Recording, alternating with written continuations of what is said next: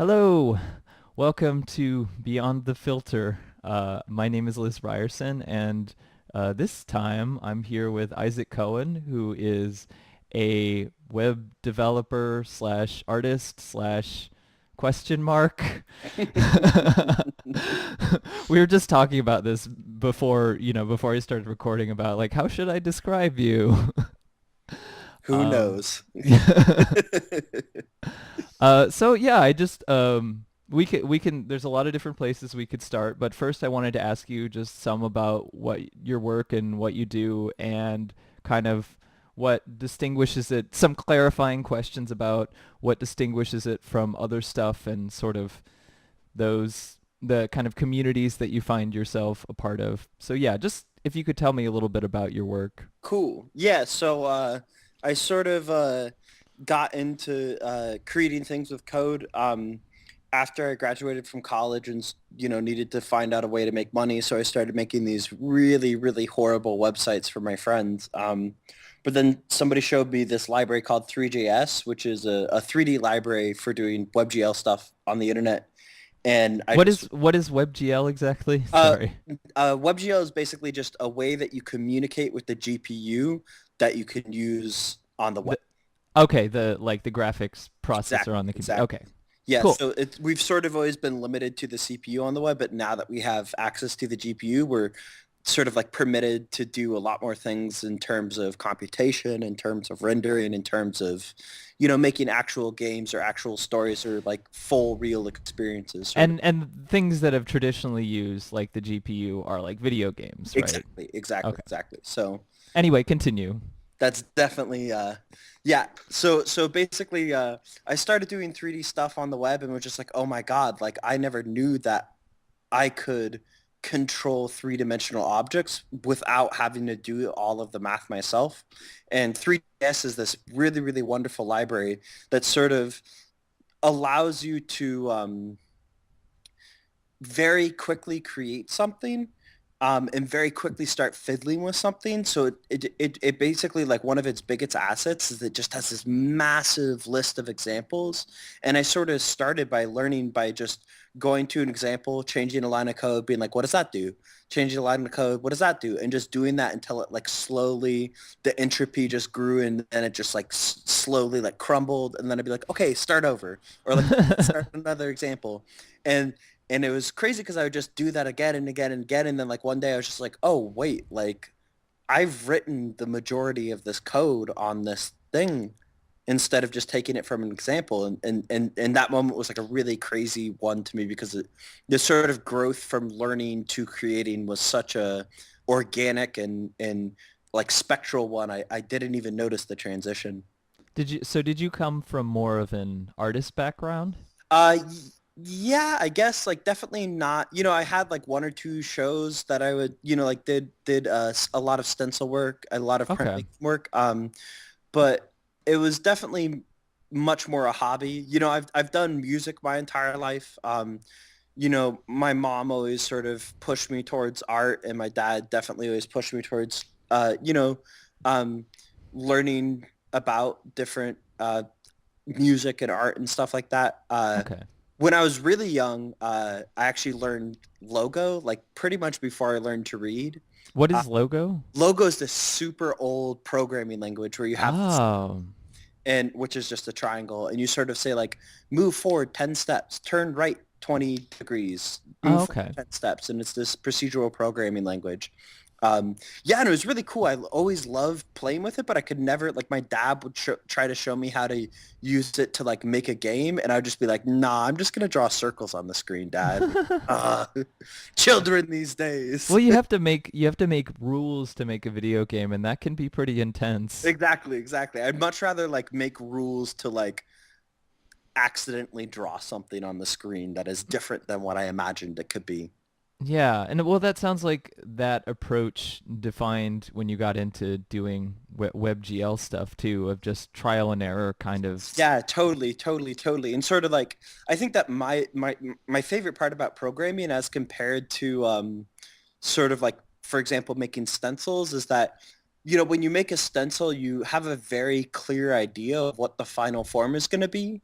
Um, but there's been a few times when I program that are like very definite, important moments of my life where I sort of have this conception of what a thing is going to look like, but then like, I press compile or whatever and or refresh the page, and it just is so much more. It's so much like bigger than my mind can comprehend. And then like the thing that I'm witnessing is like more the majesty of the computer and like the wealth of human knowledge and resources that are poured into making like one of these crazy GPUs than it is at all my own work. And that, Yeah, yeah. there's so much of a basis which can be used and exploited now for more artistic ends, I guess. Yeah. Well, and for me, it's like an exploitation, but it sort of is like a almost like a two-way exploitation in some ways because like,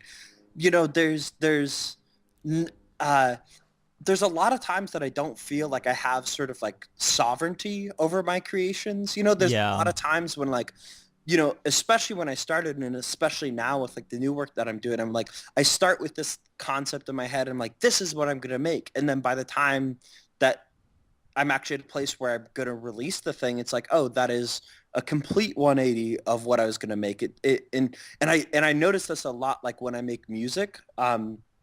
It's all about sort of like literally going through, like I'll go through my iTunes library, just listen to small snippets of a song, be like, oh, I like that one, grab it, bring it into Ableton, play it, and then say like, okay, what goes, or like chop it up a bit, play with it a bit, contort it a bit, and then say like, okay, what goes good with this? And then Mm. just again, start going through my iTunes library and just like the first thing that I hit that I think might make sense, I'll bring it in, try it out. And I'll go through these iterations where like the first version of a song has none of the same parts as the last version of the song, but like the first one I'll bring in like this harmony with a guitar, and Hmm. then like that harmony with the guitar will remain for like 10 more different tracks that I'll bring in and I'm testing out, but then like that'll disappear and a new thing will come in, and it's much more for me like DJing Hmm. reality than it is about like sort of manifesting my ego upon reality. Or mashups or something like Yeah, that. exactly. It's Um. yeah. Oh, so go ahead. No, I think it's weird. It feels like you're like listening to something and trying to sort of turn that thing you're listening to into a object that other people can look at. Hmm. And it feels like sort of like you're like pointing at something.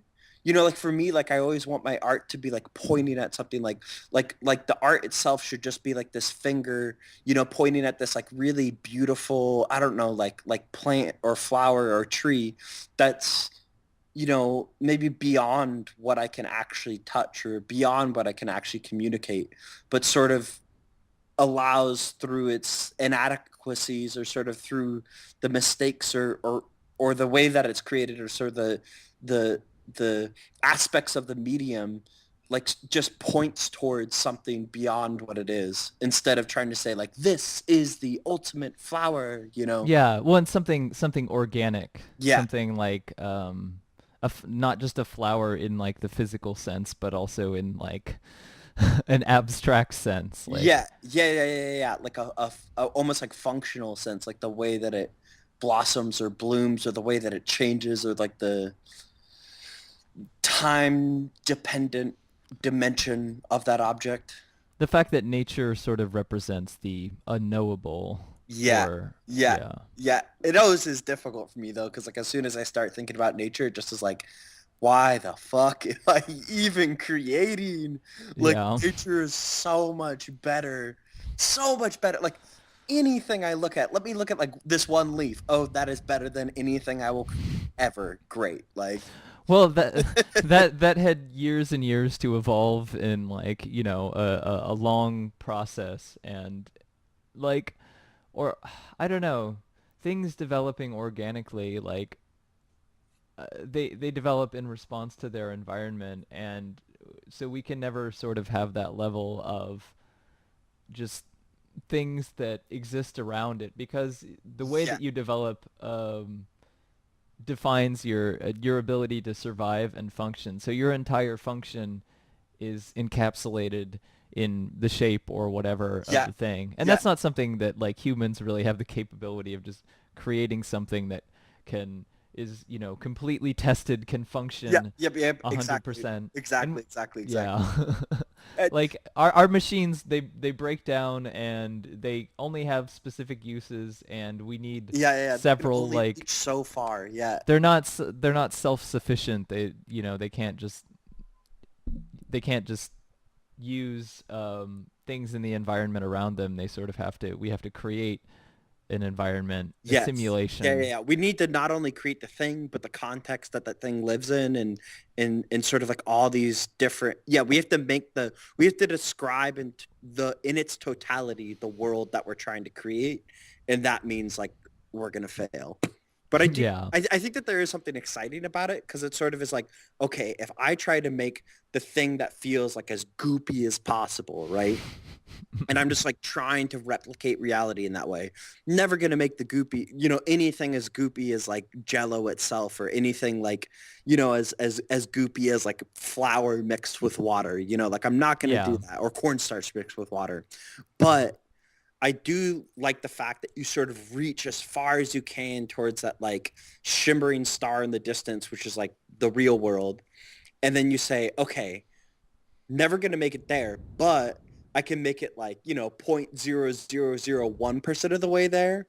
And then I can, like, uh, add music to it. Then I can make it like pulse with the sound of an audio. Then I can, negate the masses of everything. Then I can, really begin to sort of like play with and like contort and just, totally screw up the thing that I've made, because it's like reality is the best except at being deeply malleable, Hmm. And once you start kind of doing simulations, you might not get to reality. You might not get anywhere close to reality. You might be always infinitely far away from replicating reality, but it's malleable. But it's, you can contort it and twist it in ways that you could never possibly imagine. Or you can sort of just like take two things and put them together, like take the rate of like gentrification in the Bay Area and put it into a bottle of Jello and see what happens. And the Jello isn't going to be that accurate. The data of rates of gentrification is going to be that accurate, but like you combine the two and it's like, oh, this is a new way to sort of understand a pseudo reality. Hmm. So I guess I think we're hitting at some interesting topics here that I want to probably bring up further on, but I want to go back a little bit and Yeah, just say, we got pretty deep real quick. yeah.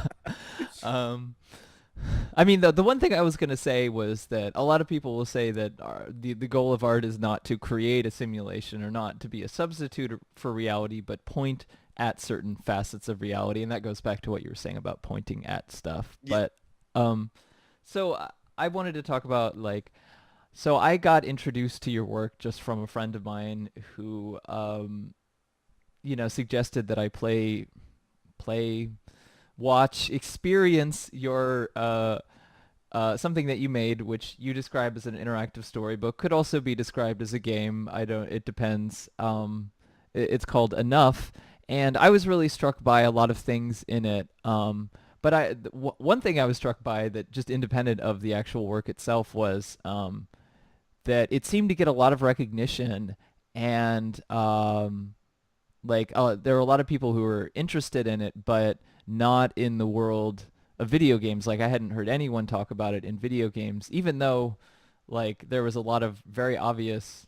I mean, like it could very easily be considered a video game. So those kind of like um, barriers between like yeah, different scenes or mediums kind of feel hazy to me. yeah, But yeah, you live in the Bay Area, right? yeah. That's correct. I live in Oakland currently.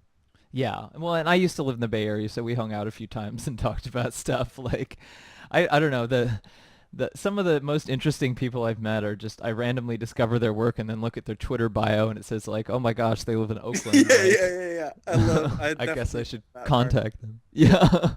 Um, but Yeah, I just when we talked, I think the first time that we hung out, you had kind of expressed exhaustion over wha- the sort of web dev scene or Yeah. web dev whatever that you're from, and wanting to get more like legitimacy, or at least you wanted to get more into the games world because Yeah. that seemed to appeal to you. And then of course I responded with like a lot of cynicism about the game Yeah, stuff, yeah, but yeah.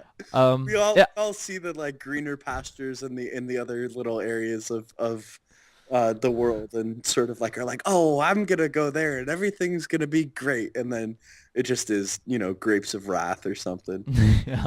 So I guess I wanted to ask you a question of what is that world to you? What distinguishes it from video games, and what distinguishes it from maybe the last podcast that I did? I talked to Natalie Lawhead, who's a video game artist, and she used to do net art stuff. So like, what distinguishes that from also net art? So if you Yeah, could talk a little bit about that. totally. I think that the first thing that I'll say, which is really important for the rest of this conversation, is like I have no idea what the fuck I'm talking about. And like, it's interesting because a lot of these scenes are um, defined really loosely. And also it's crazy because they're defined in these ways where like so many of my homies are just Twitter homies, you know? And then like we Hmm. finally meet in person and, or like I'll be in these conversations with people where like I'll be talking with somebody and their friend and they're like, oh dude, I think I know you on Twitter. Like we follow each other. It's like, oh cool. Like what's your handle? And they say it. I'm like, I don't think I know that. And then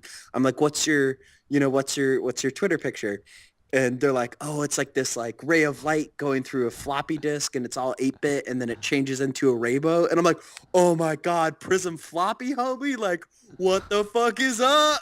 I take a bullet for you. Um, and I really like love that moment. And I think that to me, like that, at least for my way of experiencing the culture, that's a lot of what it is to me. And for a long time, it was crazy because I sort of never knew the culture, and then like I began slowly meeting different people from the culture, and it's just always so crazy when you know you meet in Portland or like in person. And all of a sudden it just is like, oh, you aren't just like these words that appear on my screen. You're like a living, breathing human being with your own desires and a lot of times they're like way cooler than their Twitter picture, and a lot of times they're just way worse than their Twitter picture. Yeah. Um, but I found like for the most part, people are pretty kind. I would say, Where have you been meeting people, yeah, and what got you into that sort of totally. scene in a physical space? Yeah. So basically, I think the biggest one is when I was traveling in Europe for a while. I sort of like every new place that I would go, I'd like send out a tweet being like, "Yo, I'm in this place. Like, anybody want to hang out?" Um, and it was always really fun to sort of see people show me what they really loved and what they were really doing. I think probably like one of my favorite moments from that is there's this kid, Jack Armitage in London, who invited me. He was at the time he was working at Rolly, which they make this super rad keyboard. And you know, I was like, "Yo, I'm in the area," and he's like, "Yo, come through for lunch. Like, let's have a conversation with the people who work here about like the interaction design stuff you're doing." And so I came through, and then I like talked with him, and then I was talking with him afterwards, and he was like, "Hey, like I'm playing at a concert tonight, or like me and my friends are having a concert tonight. You should come through." And of course, like whenever I hear that, I'm just like, like like I don't want to go listen to your shitty music. But then he's Oh. like talking more and I was like, oh cool, like what kind of music is it? And he's like, oh, you know this label like PC Music? And I was just like, no fucking I thought that only existed on the internet. And like Yeah. enough he like takes me to a PC Music concert and just it's you know, it was just like the craziest thing where it just is like, oh, I totally thought that this was only a thing that existed on the internet, but there's just like a line around the block of like fucking cool kids going to listen to some like weird ass noise music classical violinist followed by like a rager at like the underground of some hotel in London. It was like, yeah, those sorts of experiences are always like the craziest where it just is like, oh, every person I meet sort of had, or not every person, but a lot of people you meet who care about creation have these worlds that are so much deeper and more meaningful than you could ever begin to comprehend unless you experience it firsthand. And that definitely has been like pretty magical to me about the community. Sort of So how did you so you were tweeting out to people and presumably people followed you from a lot of these people followed you from your work um you know from work that you've made or and so what kind of work were you Yeah, making? totally. So like basically I start like the first game that I ever made was this um thing where you it basically there's these different recursion algorithms and there's these different blocks and you click on the different blocks and you build a song. But while you're clicking on the blocks you learn facts from Wikipedia. So each one has these different themes, or not just Wikipedia, but like you're learning these facts. So each level has a different theme. So like one of them was about journeys.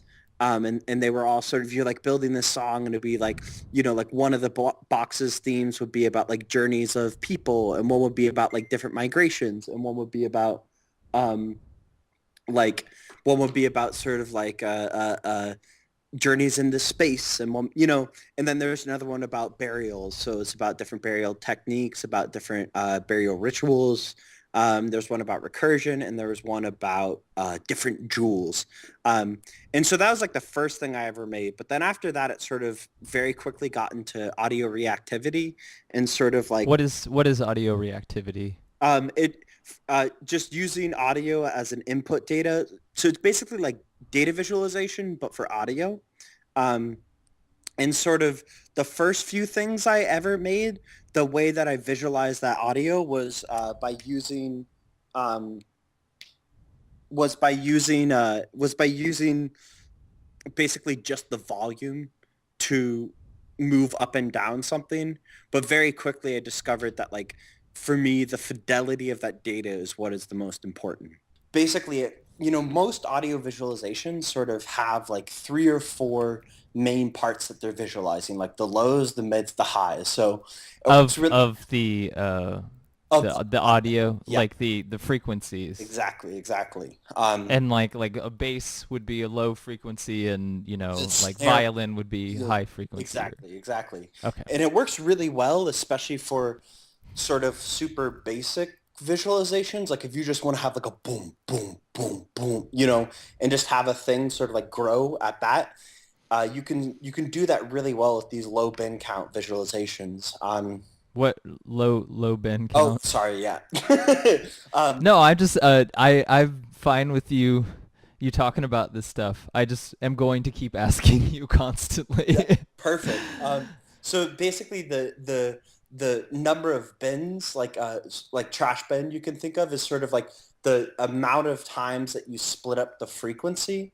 So if you think about sort of like those waveform visualizers, they'll split up the frequency into a certain amount of bins. So it's basically like you might have a 3 bin count visualization of So lows, mids, highs, right? So each one of those would be considered a different bin. okay, so the lows are been, mids are been, Yeah, highs are okay. exactly. Um, but for me, I sort of at some point in time realized that I could use like 256 bins or 1024 bins. And as soon as that happened, and as soon as I was playing with that data, like you start noticing these things about audio that you've never seen before. Like, you see overtones of sounds, or you see the fact that like a human voice has like, 4 or 5 different frequencies that it's active in. And for me then like it was just all about just like, oh my God, how do I like let that data become what it is? Like how do I communicate that data visually? Um, Mm. Not in any sort of like intentional way. I wasn't like, this will do this and this will do this. It was just like, let me make a system that is reactive enough that when it is played by the song, it dances to the song. Oh, okay. Well, Yeah, yeah, I saw some of that in Enough. yeah. Yeah, definitely that the Golden Sun in Enough is like I think one of my favorite examples of that because it really feels like this like gooey beast that is just like getting down to like some track. And so 3D model is reacting in real time to the audio that's playing. Exactly, exactly. And that, so the first visualizations that I did um, were much more about sort of one-to-one mapping of audio data to visual data. So you might have like, imagine like a mountain set, right? Hmm. And you have 256 mountains, and each one of those mountains goes up or down based on the volume at that point, right? Hmm. And so they just go like up and down and up and down, and it's really quick and really like precise and really sharp. Um, but it also doesn't feel as organic in some ways. And so later, as I started studying simulations more and more and more, I ended up using the sound as a force rather than a position. And so like the golden orbit enough actually has all these different things that more or less like radiate these sound waves out based on their frequency and hit all the vertices and make those vertices, each one has its own mass and springs attached to it. So it like makes it dance by force. So it's like more of like a puppet with springs attached rather than a puppet with strings attached. Oh, okay. So it's sort of, So it has a little bit of its own yeah, resistance to it. exactly, exactly. Like each little vertice has its own information, its own life, its own velocity. And So that because it's not exactly one to one, it can cause things that you wouldn't expect or anticipate. well, yeah, and I mean even the things that are one to one, sort of the algorithm that makes them one to one can be complex enough that it still like has those really powerful moments. Like the first I remember and will remember forever like the first audio visual thing I ever made. It was like right after this really bad breakup. I was like really not doing well in my life. And I was listening to a lot of Burial at the time, specifically Rough Sleeper and Truant. And I remember Yeah, the I first, I also listened to those in a depressed phase. yeah, right? Rough Sleeper is just so like melancholy, glorious, like oh God, I love that track so much. But I remember like I was working on this thing and just mapping all the vertices to different parts, different bends. Um, and I just remember like the first time that I tried it and it just like sang, like sang to me. It was like this creature that was like, I don't know, it felt like alive, because it was like, it was beyond my own comprehension. It wasn't something that I intended, it felt like it had, a mind of its own and it would just like, yeah, it would just like sing to me and as the different, like, especially with burials, you hear these different like cracks and murmurs and pops and whistles the beast would like dance and react to that in these ways that I like could never imagine and I would work on it pretty much every night and it would just like it was crazy, it was just like this like lullaby or something of this little creature that was just like everything's gonna be all right and like it was so weird, it was like almost like a pet to me. um That's interesting. yeah. So there's more, almost like if you're doing something like that and you want an interesting or unpredictable or whatever shapes, or ways that things move, having more complex Yeah, audio or exactly. multi-layered audio Yeah. definitely makes it. So there's more of an incentive to do that. Yeah, well, and yeah, for me, like I'm very specific about the audio that I use to visualize things because, there's a lot of audio that is just like if the audio is apathetic, if the audio is banal, if the audio is like uninspired, the object itself will be probably those things as well. That's it's in the reason I mentioned that is, I've done sound design and sound stuff for games, and almost always you want something simpler, like you don't want too many sounds, or at least I like that's the kind of expectation anyway, is you want something that doesn't have too many like overtones, or Yeah, like so that you don't confuse the sounds for each other, yeah, yeah, and therefore like you don't know exactly what goal to attain or whatever. Of course, I feel very cynical about that perspective. Yeah, yeah. There's it's wanting to have control over the viewer instead of sort of like giving yourself enough confusion that the viewer is confused, and then all of a sudden once the viewer is confused, like then they can actually engage in curiosity and discovery, you know? Yeah, but we can talk about that a little more later. Yeah. So how did you first start getting attention for making this kind of stuff? Um, I think it was definitely so like the 3GS community, it was definitely like the first online community that I really felt like I was a part of. And it's it's really like it's a really awesome community. There's like a lot of people. So basically I sort of started doing a bunch of stuff, and then I was thinking about, should I go to grad school for art? Should I try to get a job? And I emailed a bunch of these people who I really looked up to from the community, sort of being like really scared to email them, you know? And they all just responded with these like deeply informative long posts about sort of like the way that they had chosen to move, in the way that, you know, like what they had done and what they thought about that. And and I just was like, oh my God, this is, you know, like, thank you so much. But also it really made me feel like they cared about my growth, Hmm. in a really cool way. And it's awesome because like they're all my friends now. Like the dude who I just let in actually is one of the people, or the dude who made 3JS itself. So it's like cool. Like, you know, this thing that I learned now is like led to me meeting a person who's also like a good friend of mine. Um, you know, but there's these other people in the community who are just like really brilliant and really, you know, everybody in the community is trying to make things and also make things that help other people make things. So we were talking earlier about like the difference between net art and web dev communities. I Yeah. think that that might be a pretty specific distinction, especially with in terms of like the WebGL community is like, um, because it's a new thing, everybody is sort of like not only creating, but also working on creating tools. Because, you know, for example, like a lot of the community is predicated on advertisement just because games are more a native application. Oh, okay. And Like that's where you get money to keep doing exactly, the stuff that exactly. you want to do. Exactly. And those are the sort of people who are pushing WebGL to its limits in a lot of ways. Like it's pretty much like demo scene people and like the sort of like new WebGL demo scene. Maybe not even demo scene is the right word. Um, Well, demo scene is good for describing a community of people who are trying to push a certain technology to its limits and exactly. show off about it and Yeah.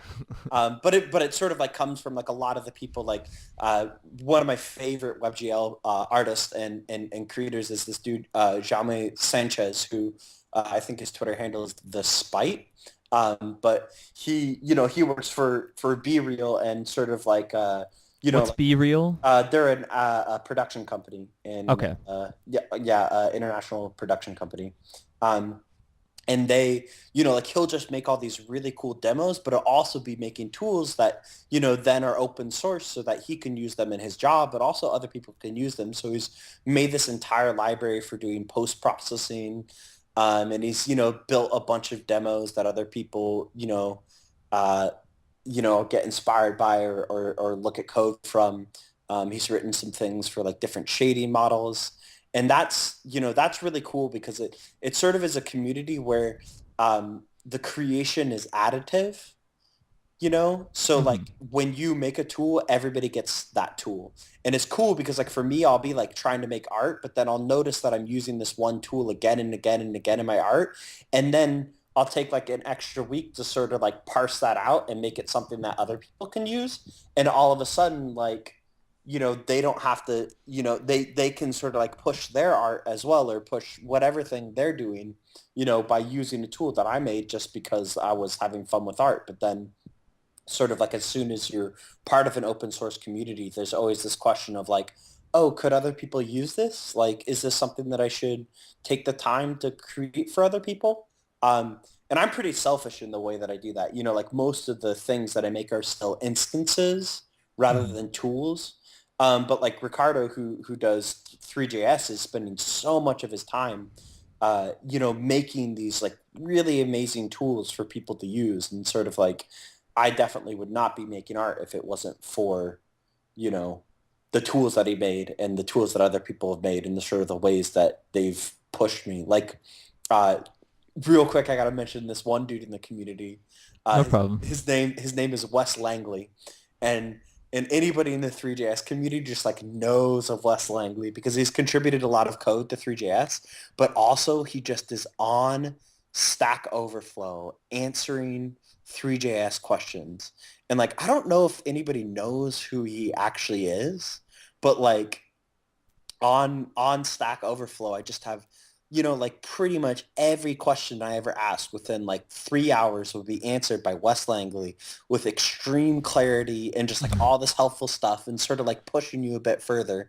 And it just is so crazy that there's like somebody in the community helping that community exist in such a, powerful, selfless way.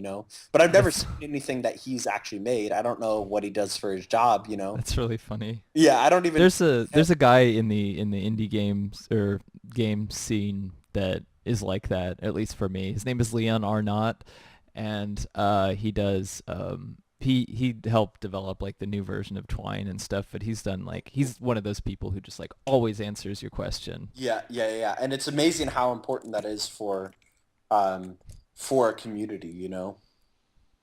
Yeah, exactly. Well, it is weird how so much of the communities that we get in we get involved in online and stuff end up defining so much of what we make, I guess, in both really positive and negative ways, but it does introduce you to things that you would have no real reason to be introduced to otherwise.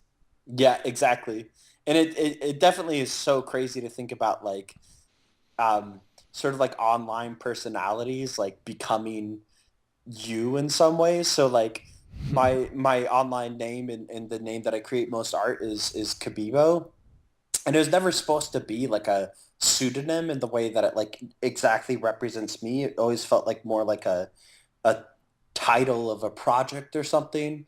But then it was so crazy, like the first time that I met people, it's like, oh shit, Kabibo. Yeah, And yeah. it's like, oh wow, okay. I still sometimes refer to you as Kabibo. Yeah, yeah, yeah, yeah. And it is funny to sort of like be like, oh, like yeah, it's a very interesting way to sort of see how like other people define you and sort of like you begin to define yourself because of the way that other people have defined you. And usually, like in high school, middle school, that was a horrible enterprise and I did so many stupid things because of that. But now it sort of is like, like people say things like, oh, like for example, like I use a lot of normal maps in my art. So basically What are normal maps? yeah, it basically uses the normal. So sort of like if you think of a plane, Mm-hmm. it's the vector, it's the line that goes upwards from the plane. So, Okay. so if the plane is in the XY, it would be Z. Okay. But what you do is you basically take that vector and you convert it to a color. So sort of like if it was exactly in the Z direction, you Mm-hmm. convert XYZ to red, green, and blue. So Oh, if it's in okay. the Z direction, it would be blue. If it was in the X direction, it would be red. If it was in the Y direction, it would be green. So And wherever it moves, it's it. changing colors. Oh, okay. Yeah, and that's sort of I've heard about normal mapping a lot, but I never knew well, what it was. well, That so makes sense. the way that I mean, when I say normal map, I actually mean slightly. So usually when it's used in games, what it means is that like, so let's say I have a cube, I Mm-hmm. can have a texture that basically is those colors, red, green, and blue, corresponding to X, Y, and Z, but it Mm-hmm. actually goes the other way. So it takes those colors. So if I have like a really bumpy surface, I Mm-hmm. can save an image of that and then feed it in and use it as actual normals to calculate the light differently. Oh, okay, okay, Yeah, okay. so maybe what I mean more is like normal visualization. Okay, Yeah. okay. So it adds or lessens another texture in which makes gives the impression that there's light reacting Exactly. to. And that it actually is like a super detailed surface instead That of is one of the like elements of technical wizardry on like especially new AAA games that is kind of mind-boggling to me how Yeah, someone came up with that. I mean, it makes yeah, sense, yeah, but yeah. It definitely is really crazy to think about like one person just being like, wait a second. Oh my God, this changes everything, you know? well, and it's weird because it's I mean, to go back to talking about how a lot of a lot of people in that WebJS community, the applications are usually for advertisement. It's true in games too, of all these technological innovations that when you actually understand them are really interesting, but when they're applied in usually a way to make something seem more uh I guess give the impression of being more organic, or Yeah. give the impression of being representational to reality, or and and therefore it's like this kind of like wizardry that we don't understand or whatever. And it Yeah. oftentimes, like, it's used for things that are not very interesting outside of that. Yeah, yeah, yeah, totally. Like for me, a lot of times, like basically I'll use a function that will take the normal of a surface and somehow run it through something that then converts it into a number through between 0 and 256. And then I use that to pull the audio from a bin. And so it sort of is Oh. like you're taking this information and then you're sort of like, using all these rules that all these programmers have developed to make something look more, let's say, realistic. And so you're using that same rule. So our mind like is good at understanding like, oh, the light source comes from this direction, but and it like lights it this way and it fades from light to dark. But in this case, like instead of fading from light to dark, you could fade from low frequency to high frequency, you know? Hmm. And so it's cool. That's Yeah. You just that's get it. really interesting. Yeah, you got to use techniques that all these people have used to like created to make things look realistic and just do the wrong thing with them.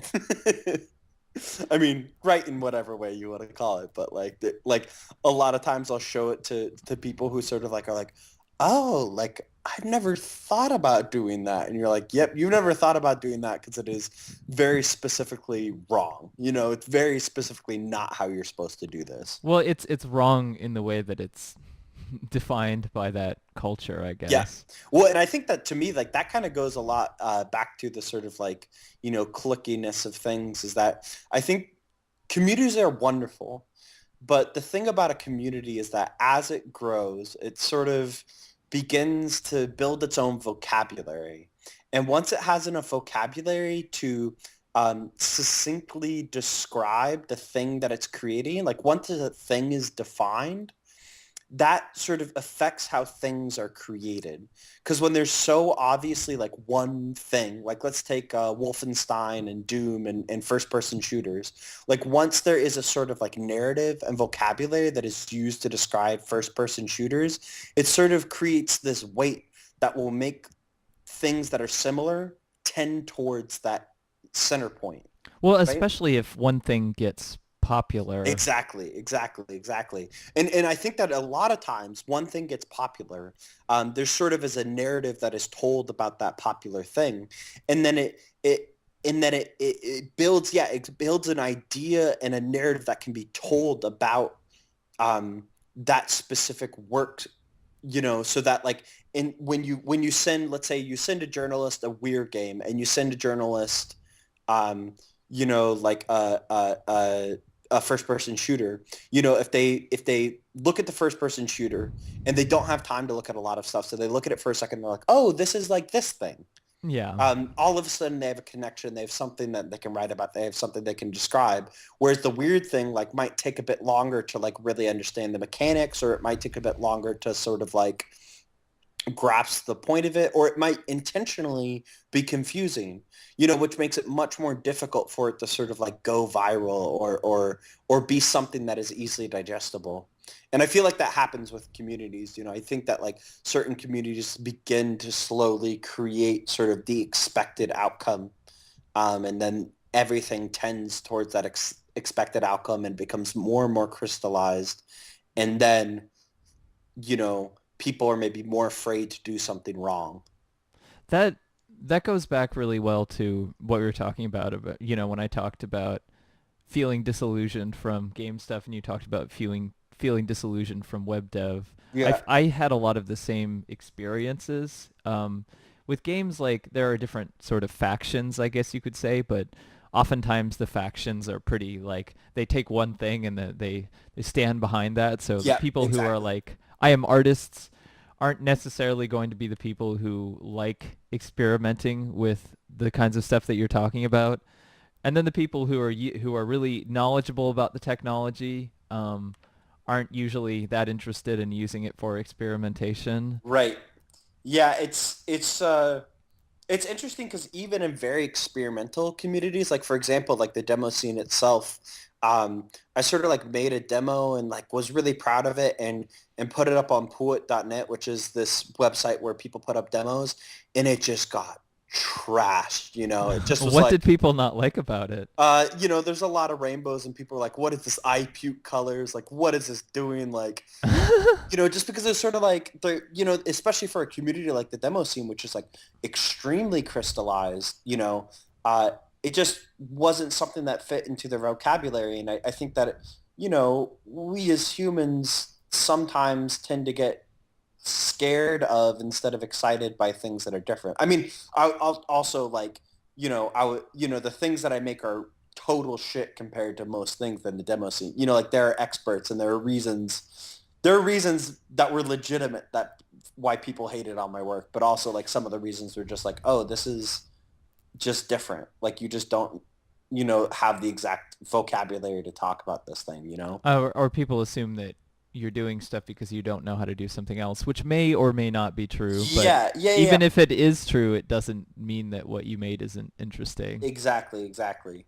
Um, and sort of like whatever dimension you choose to engage with the medium can bring something new to that medium. And it sucks because a lot of times, that's how mediums begin to sort of fade is that it crystallizes enough that new ideas aren't allowed and then there's no progression. Yeah, well, that when I was talking to Natalie about net art, that I think that was one of the things that she said is that people got increasingly like into like showing off, and there was a lot of like it was very obviously very male dominated community as Yeah. most of these communities are, and so like these egos sort of took over, and it kind of became so narrowly focused Yeah.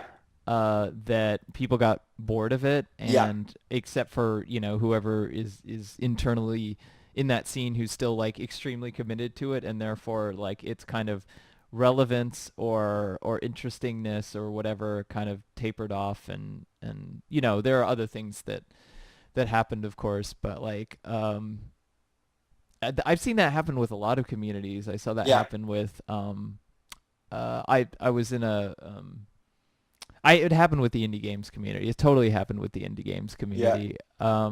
But I mean, It's always as far cyclical, as though. It's very yeah, cyclical. I think that at a certain point, like something becomes stagnant enough that like the new, everybody gets bored enough that then like there's like a sort of like critical mass of just like one thing that's super new and crazy that everybody's like, oh, fuck, like we can be weird. yeah, that only happens like whoever makes that thing is often really lucky, and because it that only comes around every once in a Well, while. I would also say that usually that person actually isn't from the community. Yeah, Usually that person is sort of like I think that part of the strength that I had, especially like the fact that like the enough did well enough in the WebGL community, but like also like all the people who did games who tried it seemed to really like it, is because I didn't have knowledge of what a game was supposed to be. And it sort of is like the beginner's mind, like not knowing what the fuck you're doing, and sort of like that allows you to do truly novel things. And I think that that sort of like is the most important part about making a community that like wants to grow is by inviting people who are not of that community to continue not being part of that community, but to also be accepted by the community. Like yeah, I don't necessarily feel like I'm a indie game developer, but I Hmm. do feel like a lot of people in the indie game community have accepted me and have sort of like given me their grace, or sort of said like you're allowed to call what you made a game. And that to me was like a huge moment. Like even you saying like this is a game was like, oh, I can say that? Like I made a game? Like that's really exciting, but it sort of takes somebody from the community like allowing you the ability to sort of like believe that you're a part of that community. And that is the only moment when that community actually expands, is when new people from not in that community become part of that community. Yeah, the problem that I have with the game stuff is partly just because that subculture has become so huge and so Yeah. toxic, but also so like that kind of stuff. Certain kinds of things make money, and certain kinds of things get Yeah. real Yeah. visibility. And I do think like I said, I mean, I had the same experience. Part also with problematic the game that I made. Like it was one of those things where it's like. Um, a lot of people in games were just like, "What the fuck is this? Yeah. Like, Yeah. Yeah. this is stupid." Like, Or like and one of my favorite games is How to Be an Artist in 10 Seconds. It just yeah, great artists, yeah, brilliant. It's so good. because it's not really a game; it's a tool. Yeah, yeah, yeah. But I just love, I mean, I don't know if I fuck with the term game in general. Like Yeah, it's good, but it just like I it never has not the greatest connotation a lot of the time. exactly like I never would use that word, but I'm talking to somebody like in Hollywood, for example, because none of them, if Unless it's it's Kanye West. yeah, exactly, exactly. But unless you say, like, if you say game around somebody in Hollywood, they're just like, nope, that is, they're just like in their mind, they're like, oh, you mean Candy Crush? And I'm just like, no, you know? Yeah, yeah. Well, and what I was talking about happened too with it happens especially with smaller communities, I think, and who have more of a narrow focus and therefore are more inherently fragile. Hmm. Because Yeah, like I was part of this community. It's called. I mean, I've talked about this before, and a lot of those people who are still around don't really follow my work now anyway, so whatever. But it's called OC Remix, and it was like video game music rearrangements.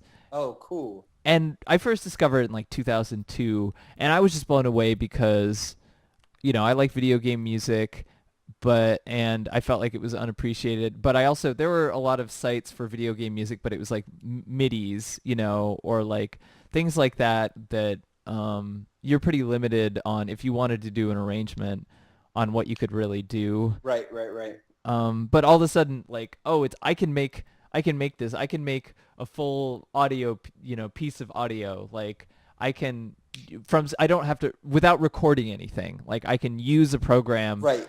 to on the computer to synthesize that audio and not just like, hitting note on or off, but I can also use samples and all kinds of weird sounds Yep, yep. in it. And like I was like, "Oh my God." And I learned how to make music on the computer from that. And there were some really good basics that it introduced me to. And also that community up to a certain point, like the first few years of it, and I came in sort of a few years into it, they just kind of let whatever in. And so there are a lot of different kinds of things, and they're not professional, but they're weird, and you wouldn't necessarily hear some of these things somewhere else. Yeah. But then after a certain point, I think they started to get popular, and there was a lot of like drama and just a lot of other things. A lot of people had egos and different ideas about the way that community should go. Yeah, it's And really tight. Like yeah, communities are great, but sort of like the cool part for me is that, when you aren't deeply involved in a community, you don't have to deal with any of the drama. Like I'm sure that there's some crazy WebGL drama that, or like, like drama in the ad industry that I don't know between different competing companies and just like, I don't know, like whatever. It's really cool to like literally not even know about it. 'Cause That's a very healthy way of looking at things that I wish I would have. well, I mean, the problem is that also like like if you don't get involved with the community, then you don't, you also don't get some of the benefits, like Yeah. for example, a relationship, like you can casually date someone and it's great and you can, you know, be interested in that. But if you want to like get to a deeper place and you want to have this like foster this like deep connection, you're also opening yourself up to the drama and the hurt and like all these other things. Yeah, absolutely. But yeah, because of that, I can I can explain things about that particular community to other people and try and, give a reason for what I think, the things that I think are good, why I think they're good, Yeah. and Yep. why I think they're worthwhile, Yep. and in spite of all the mistakes of that community. And it's the same thing with games. I've really dove deep into games, and I dove deep into watching like YouTube personalities and things like that. That were things that I didn't necessarily like, um, or at least like weren't things that I identified with. But I do understand a little more about that stuff now, and I Yeah. can Well, it's also recommend some important. people really weird or really different games that might I can like curate a lot better and Yeah, yeah, introduce yeah, it a yeah. lot better to other people. Yeah. And also like I think for me like a lot of it comes down to like when you find somebody who you resonate with, like it feels really good, like and I think a lot of the times the interesting part about a lot of communities is that it feels like they're built or not necessarily let me rephrase this. The interesting part about a lot of like people who think like are very important is that they're so genuine.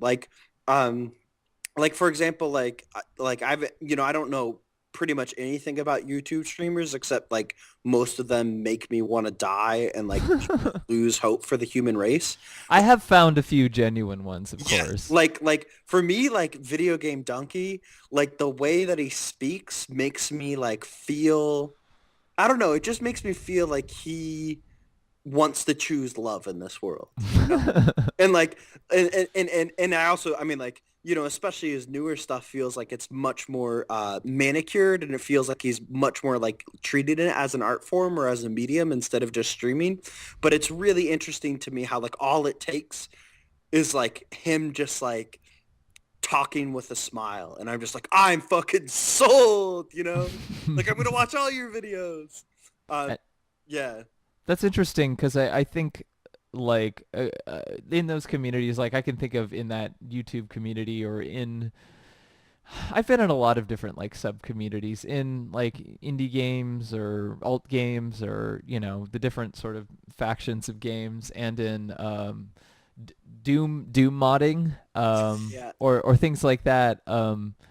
There is a really tons, if you, especially if you're involved, a lot of social pressure towards making things a certain way. Right. Um, and I think like one of the only reasons why I've been accepted a little more in the games community in spite of making something like problematic or whatever is just because I've written a lot about games. Like I wrote about, I've done like commentary, critical commentary about games, so people know that like I understand them enough. Right, Like right, I've right, right. demonstrated that, but it's definitely taken a while. Well, it's also so interesting how much more like when you have a respect of the community, like how much further that goes in towards of like you being able to sort of begin to say the things that you want. So like for example, I've been playing Rocket League hella.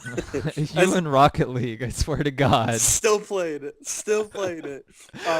Just for the sake of anyone listening, I think the first time that I hung out with you, maybe it was the second time, you were just like, "It's Rocket League time, Rocket League! I'm gonna play for 8 hours," and I was just like, "Oh my God." Yep, that has not changed.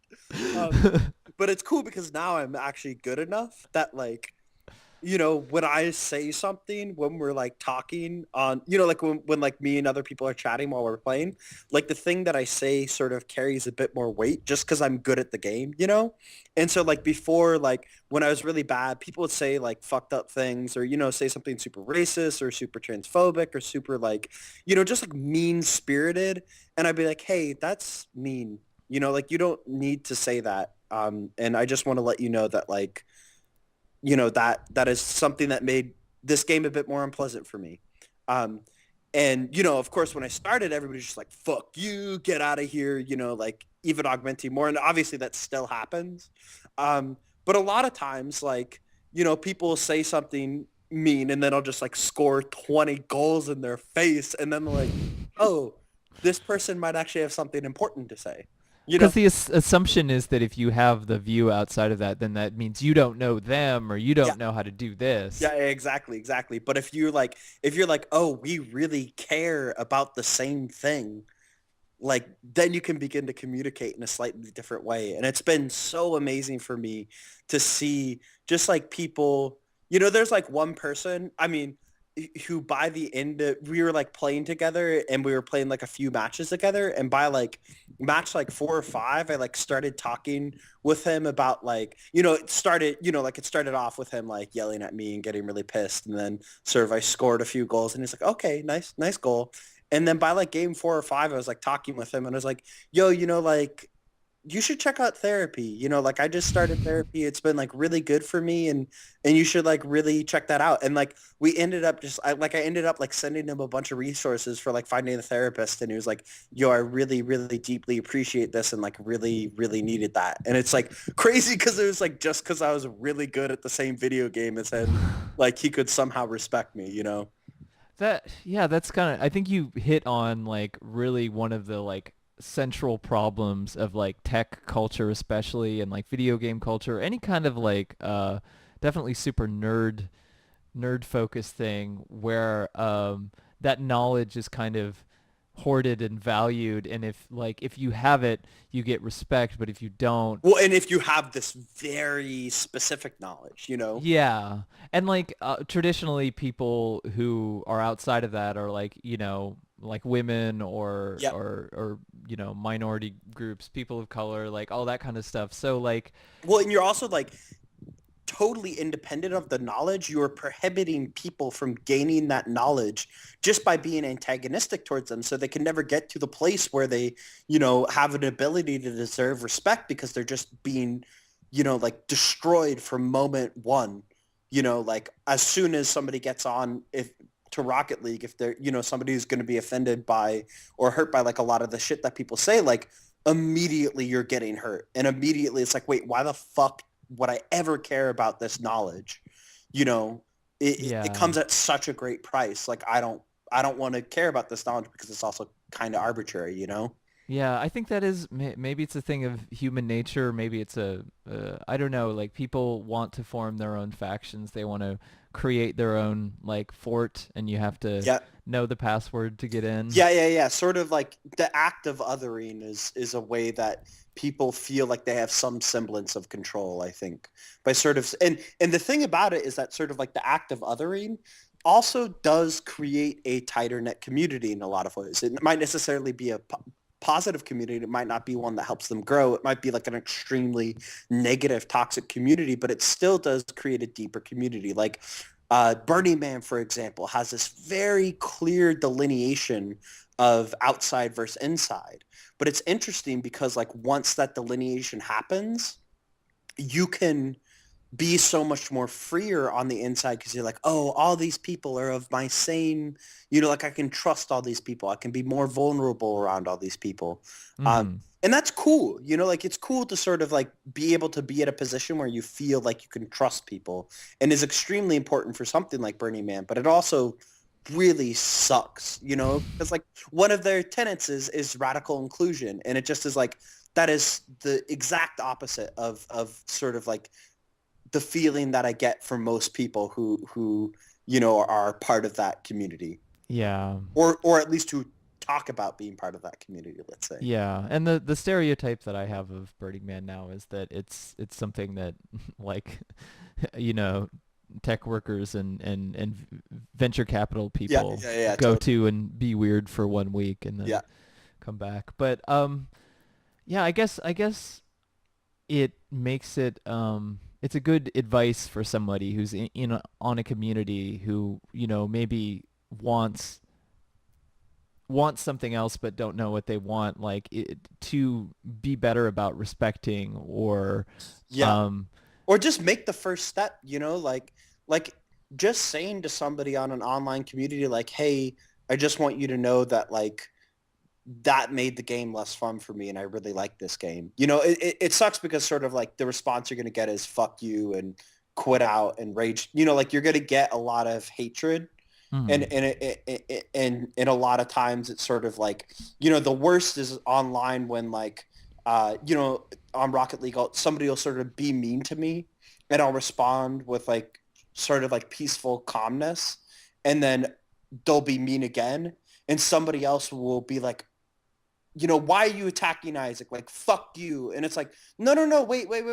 Like, this isn't how this needs to go. Like, we can all choose, you know, it's okay for him to attack me. Like, that person obviously feels hurt. You know, that person obviously, like, has a reason for doing what they're doing.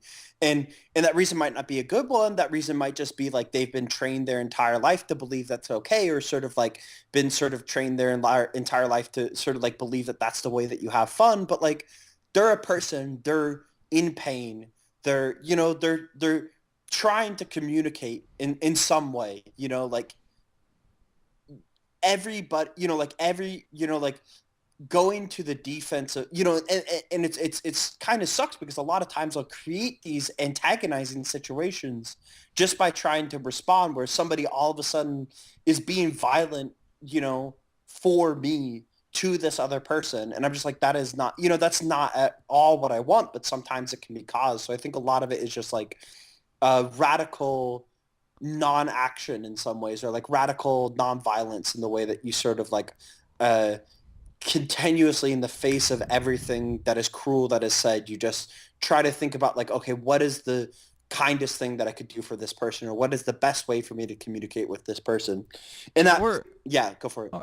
also, I mean, like even if somebody doesn't have the specific knowledge in the area that you value, like think about maybe that person is like just total expert or Yeah, totally knows tons about this other thing that you yep, have nothing about. yep, So like that's something that yeah, you should realize. Like not just assume that the other person is coming in trying to like attack or devalue your yeah, knowledge, but like that they're just coming in from a different perspective because maybe yeah, yeah, they yeah. have this other thing that they're really really awesome And they're like, at I or like what you whatever. like, and check out this other thing. And I think a lot of times to sort of like check out this other thing is really terrifying because it's like, wait, why are you diverting attention from the thing that we've been talking about? Like this thing that we're talking about is awesome, you know? Like, why are you trying to make a weird art game? But we have all these other cool games, you know? Like we've got the 2D platformer. Like, why would you Yeah. want to take away from that, you know? Yeah, and I have had to communicate to people like communicate like I actually like playing Yeah, video games and I still exactly. like I have issues. I have plenty of issues with like Mario and Zelda, but yeah, they're definitely fun Yeah, games yeah, or like or exactly. Doom or any of that like, and but yeah, it's I don't know. I guess those like I guess it's sort of happening a little bit, but it's something that I wish would Uh, happen more. a phrase that I've been sort of liking a lot is unconditional love, uncompromising critique. Sort of like you start with this place of love. You start by saying like this, you know, like if you really love Zelda, you're gonna fucking say it like it is. You know, you're gonna say like all the problems with it because you know if you really love something, you also understand like how it can be better. You also understand that like it is perfect in its own way, but it also is like you know, there's so much more than it could be. I remember when we first talked about Journey, you know, like you were one of the first people who were like, fuck Journey, you know? But it was also Yeah. like so cool to be like, oh, like there are so many things that are wrong with this game. And it's Yeah. so exciting of like how much more games can be when you start facing forward and you start not saying like fuck games in general, but sort of just like, how do we make it more?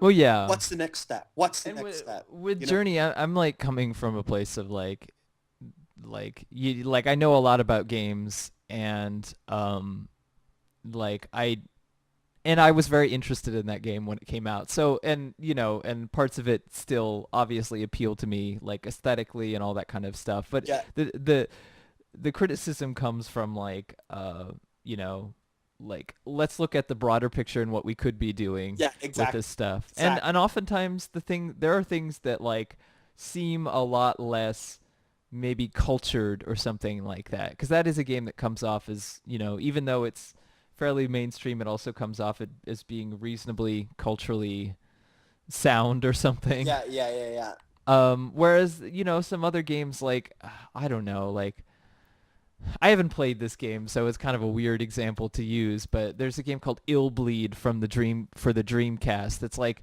this bizarre, stupid, satirical horror game, Right. and but it's not particularly like popular or well known or whatever, and it might have like a lot of, even understanding the problems and everything, it might have like a lot to communicate just because it's like undervalued or Yeah, whatever. yeah, yeah, yeah. Well, it sort of is like Journey to me sort of said a lot of things that have already been said in maybe a way that it combined a few more of those and sort of like pushed it and but like didn't really push it, sort of just like resaid some things in a more polished way or sort of a more, you know, aesthetic way. But it sort of is like I think it's very important to respect pop for what it is, but also like never like pop can push it in terms of like the way that it is, like for example, I think a really good example is like uh, Beyonce with the feminist sign at the Super Bowl. It's like, Yeah. oh shit, that's really tight that she did that. But also like, let's not pretend that like the Super Bowl is feminist, you know? Yeah, I mean the Beyonce thing is definitely a huge area of online discourse that I've gotten some flack for, saying that I have like a lot of mixed opinions about, but that is a good example of like that sort of pop that is grasping at all these like important issues that weren't getting recognized necessarily so much before, but maybe not in a way that really communicates their complexity or Exactly, exactly, exactly. And it's important also to acknowledge, at least in my mind, that like um, making something popular does has the potential to do something positive because it says like, hey, you can make money off this. Like, and I think that this, probably is going to lead us into a description of why capitalism is the worst ever. But I think that like there is some power to people feeling like they can, like make it and buy their Maserati, through feminism or through weird yeah. art games or through things that are Even if different. that is a bad way of looking at it. Exactly, exactly. There is some positive to that. The question is like, you know, is that positive like a band-aid on an axe wound? Like is that Yeah. positive Is it actually? a- is it outweighed by the negative? Exactly, exactly. But I don't know that. I don't know the answer to that. Yeah, it's a hard discussion. I just like, for me, I always want to like try and challenge people to look outside of their viewpoint, Yeah. and I think people are perfectly capable of it, but there's a lot of uh resources or things put in place to make you not want to do that. And I think that comes back to the problems with capitalism and all that kind of stuff, and the online economy, is that even though all these things are theoretically on the same playing field, they're not actually. And Yeah.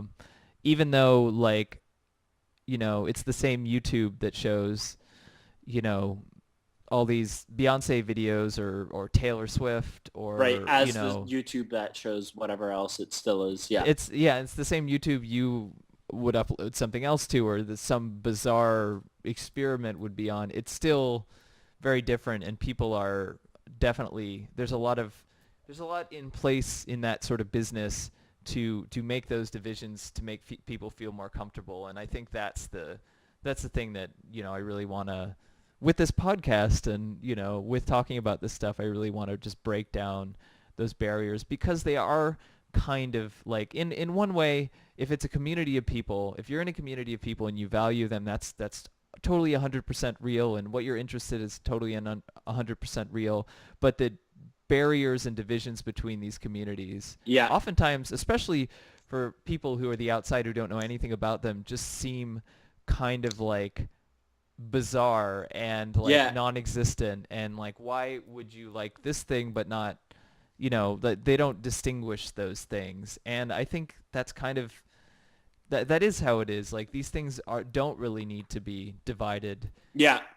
as much as they are. And I don't know. I just hope for like a little bit more of a democratic or a more of a Yeah, yeah, more communication between groups. Like a more interconnected network means more novel ideas, means more nuanced ideas, and nuanced ideas are might not be as viral, as something that is easily digestible, like it might not be as viral as Candy Crush, but it has so much more depth and so much more complexity when you get to engage with something that has multiple sides and communicates different perspectives and sort of like creates a paradox in your mind where you have to hold these different ideas in your head and like makes your mind, wander and dance and play and exercise. And it might be uncomfortable, it might be yeah. Don't uncomfortable.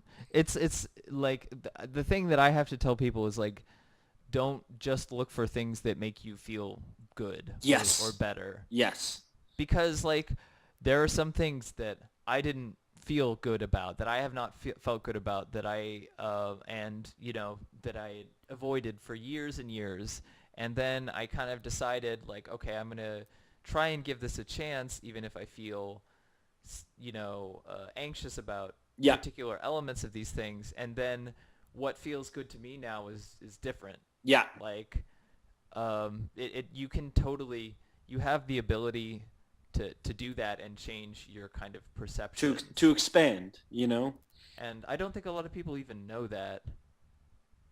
But Well, I think that it definitely is hard to figure out, because I think for me, one of the problems is that like a lot of times it's scary for me to sort of like try something new that I'm maybe not comfortable with, because if I fail at it, if I really can't deal with it, it sort of adds to this like guilt or sense that like I can't actually do anything and like maybe I should just stop trying, and so it's really scary because like each time I try, if I try and it doesn't work, then that's like one more tick on the sort of like, well, I shouldn't try mark, so I get too scared to try anything, like yeah, I have that problem too of like game development or something. Like maybe I shouldn't try this because I'm not an expert and I don't yeah, know how to understand these systems, or yeah, yeah, and there's a lot of people out there who would, actively discourage people like me or yeah, people like you or anyone who's experimenting in like yeah. a new space to try and, fail I if think they that like the biggest thing, like one of the things that my therapist told me that I really, really, really like is she said that like you need to understand that like your concept of failure only indicates that like your view of success is too narrow.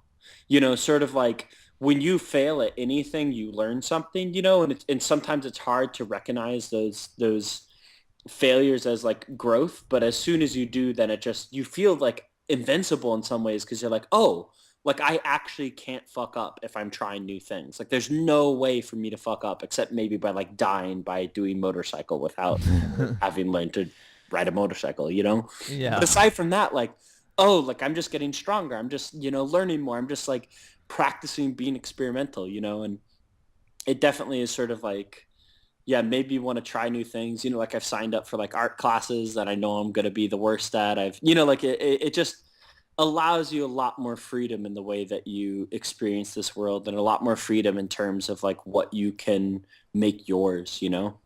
Yeah, and I do think there's a lot of pressure against that, especially like I feel it making money through the internet, like a pressure to stay in a specific zone where that is getting, where I'm getting some recognition from, and that's had a lot of negative effects on me, I think. But I know a lot of people who are in the same place of like, and it is really hard to step outside and realize all this stuff, but it is really important. Yeah. But I wanted to, we were talking about pop music, and I wanted to seek into one last thing. I saw recently you did, how would you describe it? I don't know exactly. You did an interactive website piece for the IDM electronic group Plaid. Oh yeah. Yeah. So that project's actually ongoing. I've sort of been talking with them a lot about the concept. So their upcoming album is called The Digging Remedy, and we've Hmm. sort of have been talking about like, they really love sort of like going to like a record shop and just like digging, and how that is sort of therapeutic in the way that you're like trying to find these new things. And it's cool because in a lot of the conversations we have, it's more, it's like more a conversation of like discovery rather than creation, and it goes Hmm. back to the sort of like the way that I make music of just like, oh, this is where, oh, it's sort of this like you're digging and you're digging and you're digging and you sort of like find something, like, oh shit, that's it, like be with that. And so sort of like we've been wanting to expand on that website, and as the more things come out, we'll expand it more, but sort of like yeah, just like try to make something that feels fun and exploratory, and feels like as you engage with it more, you find new things, and there's like all these, like hidden things built in and Easter eggs. And it's cool because for me, like I love Easter eggs so much. Like Hmm. I've like my dream is basically like making a game where there just is an Easter egg that is like the majority of a new game. Like imagine like Sims, and you're like playing through Sims, and then like at some point in time you like hear this like weird melody in the distance, and you're like, oh, what is that? And you start sort of like following it, and then like you see these things that are like in the world but not of the world. Like maybe you're seeing these like weird rainbow crystals, and you start following them, and then there just is like a portal, and you just like go through the portal, and then you like fall down, and then all of a sudden you're in like Katamari, and you've turned into a giant ball or something like that. Yeah, I think that's the appeal of like the stuff that Natalie makes is sort of that way, or like Ink Frog Repair. yeah, Inkrapara, is that Yeah, what you yeah, said? yeah, yeah. Yeah, yeah, a lot of his stuff. Frog Fractions is a great one. Frog Fractions, yeah, I was gonna mention The that. first time I played that, actually, like I was just like, what the fuck is this like bullshit incorrect kids learning game? Why does everybody love this?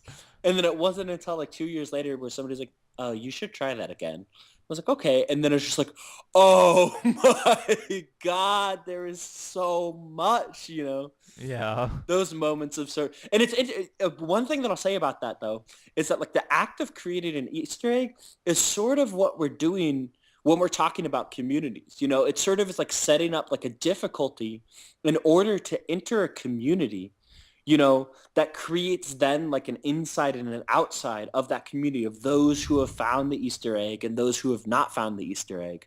And it's really interesting to sort of like a community contains more weight when it is more difficult to enter, but it also can become more meaningless when there are less people to enter, because sort of the group of people who make it are such a specific group of people. And that's like a really, I really love that parallel to sort of like community and Easter eggs, because there's so many, Easter eggs in these other games where it's like, oh, you found that too, like we're brethren now.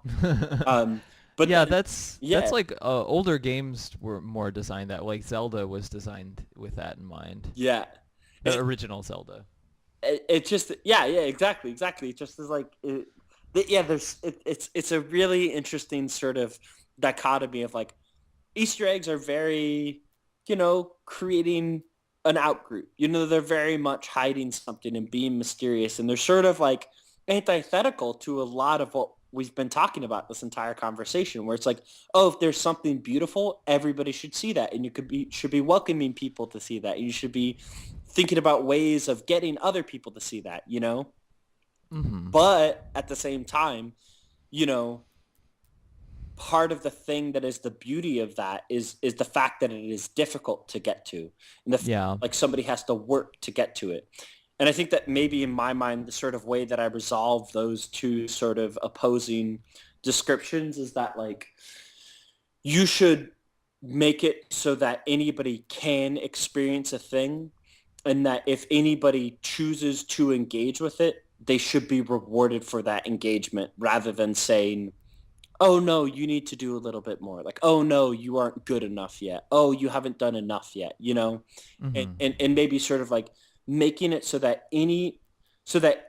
somebody can come into an experience, whether it be a community or whether it be a game, and immediately can find deep satisfaction with it.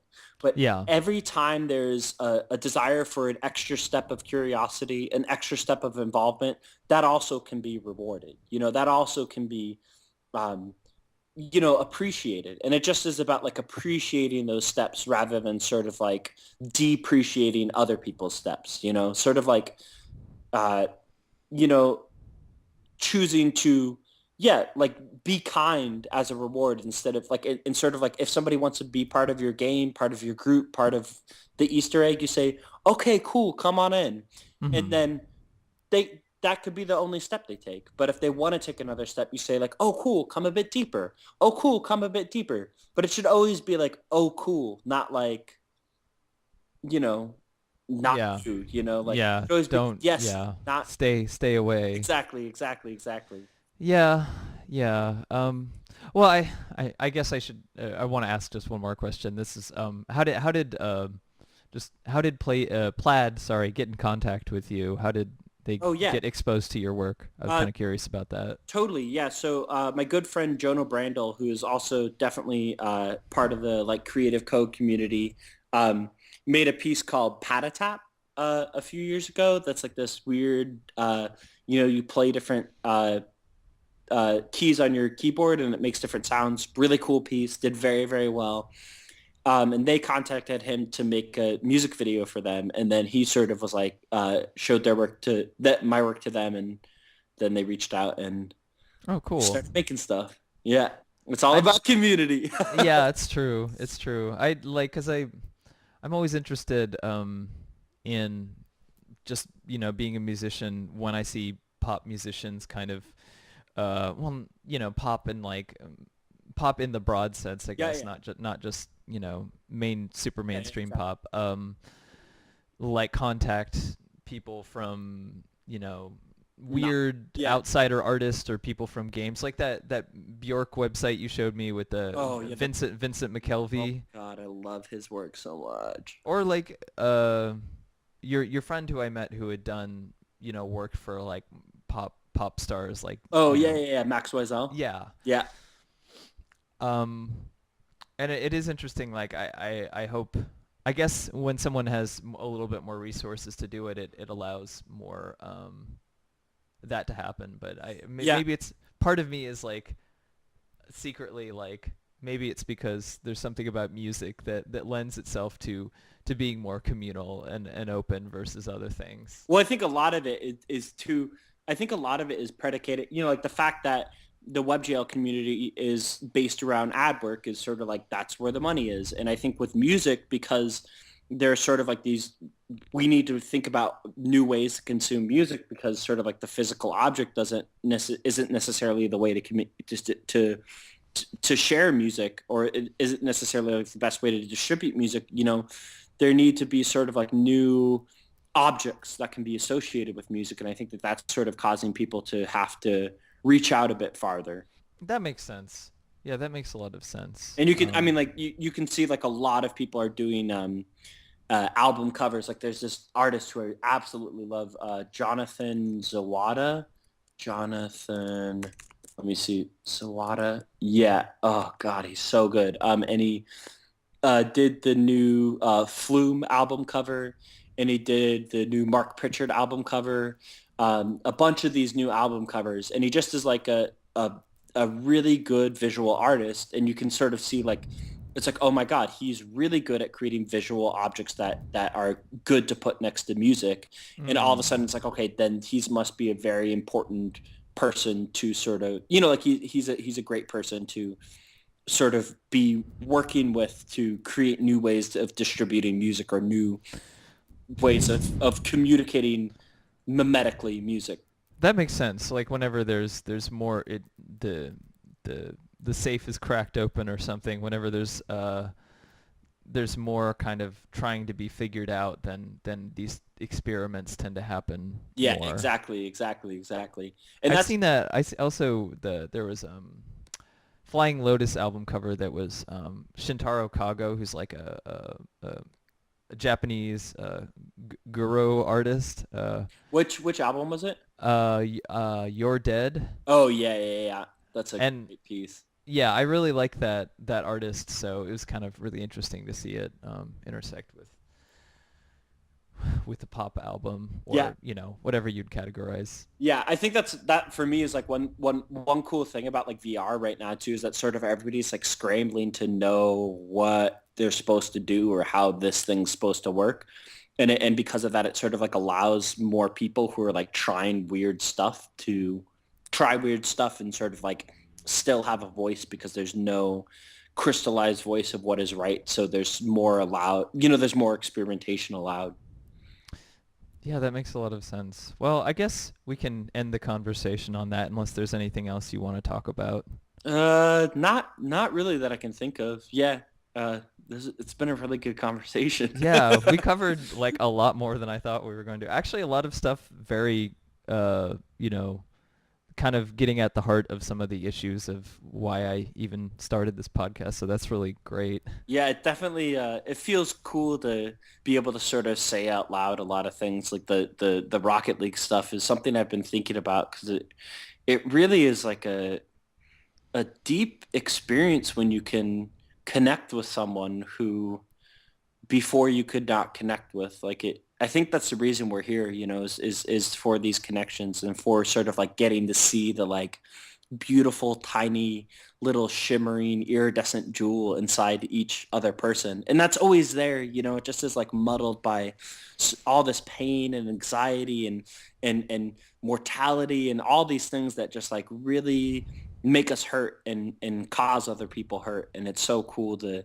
those moments when you get beyond that and you get to just see that person for, like the person that they are, which is always a beautiful thing. Yeah, that is.